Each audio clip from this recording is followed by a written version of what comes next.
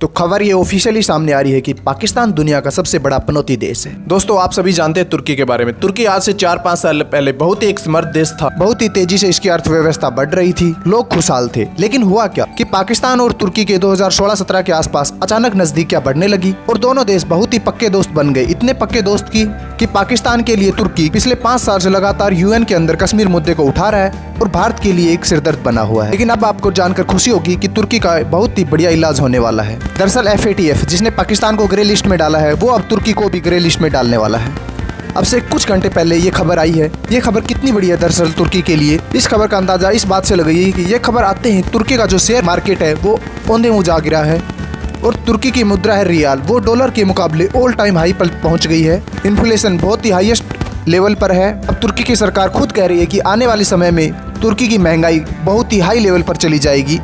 और आपको बता दें कि तुर्की को अभी तक इस लिस्ट में शामिल नहीं किया गया है। ये तो सिर्फ खबर है जिसने पूरे तुर्की में तहलका मचा दिया है। अगर यहाँ पर इस लिस्ट में वाकई में तुर्की आ जाता है, यूरोपियन दोस्तों के करीब होने से और नाटो का मेंबर होने से जो भारी भरकम बेनिफिट और जो एड मिलती थी तुर्की को, वो खत्म हो जाएगी। तुर्की के अंदर बहुत ही मैसिव इन्वेस्टमेंट आता था, खासकर यूरोपियन देशों से, उस पर भी लगाम लग जाएगी और तुर्की की इंडस्ट्री है वो तबाह हो जाएगी। आप ये अंदाजा लगाकर चलिए कि तुर्की की हालत ऐसी होगी जैसे पाकिस्तान की अभी है। इसका जो सबसे भयंकर बोझ है वो पड़ेगा आम आदमी पर, क्योंकि आम आदमी जिस ब्रेड पैकेट को अब $1 में खरीदते हैं, मान लीजिए उसकी कीमत दुगनी से भी ज्यादा हो जाएगी। इसकी कीमत इतनी ज्यादा बढ़ जाएगी कि तुर्की किसी भी चीज को इम्पोर्ट करने से पहले 100 बार सोचेगा।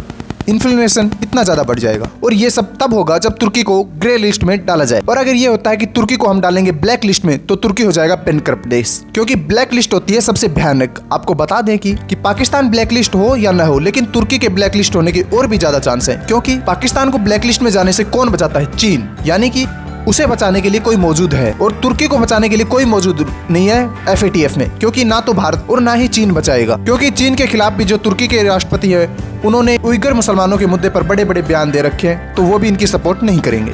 और अब आप सोच रहे होंगे कि यूरोपियन देश तो बचा ही लेंगे, लेकिन यूरोपियन देश भी भारत और चीन की तरह सोचते हैं कि तुर्की की लंका लग। जब सीरिया के शरणार्थी भाग रहे थे, तब तुर्की ने यूरोपियन यूनियन को ब्लैकमेल किया था कि या तो हमें पैसे दो वरना हम इन्हें आपके यूरोप में घुसाएंगे। तो अब आप सोच रहे होंगे कि चलो अमेरिका तो बचा ही लेगा तुर्की को, लेकिन जो ये सब कुछ हो रहा है ना कि तुर्की को FATF की ग्रे लिस्ट में लाया जाए, ये सब कुछ कर ही अमेरिका रहा है। दरअसल जो बाइडेन जब अमेरिका के राष्ट्रपति बने थे, तब उन्होंने सबसे पहले कहा था कि तुर्की जो रूस के खिलाफ कर रहा है और सीरिया के खिलाफ कर रहा है, उसके लिए तुर्की के राष्ट्रपति को भारी कीमत चुकानी पड़ेगी। और वो कीमत अब अमेरिका वसूलना शुरू कर चुका है, क्योंकि अमेरिका की यहाँ पर एक सिंपल सी प्लानिंग है कि तुर्की के जो राष्ट्रपति हैं वो सत्ता से बेदखल हो। वहीं तुर्की में 2023 के शुरू में इलेक्शन है, जो कि अब से कुछ ही दिन बाकी हैं।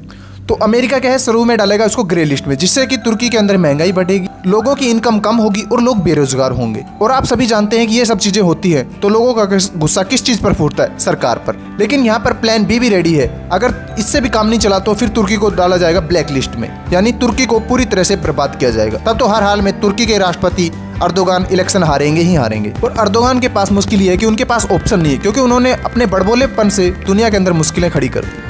क्योंकि FATF के जितने भी देश हैं उनसे उन्होंने दुश्मनी करके बहुत ही बड़ा पंगा ले रखा है। तो आपका इसके बारे में क्या रिएक्शन है? इसी तरह के वीडियोस के लिए शेयर सब्सक्राइब करना ना भूलें।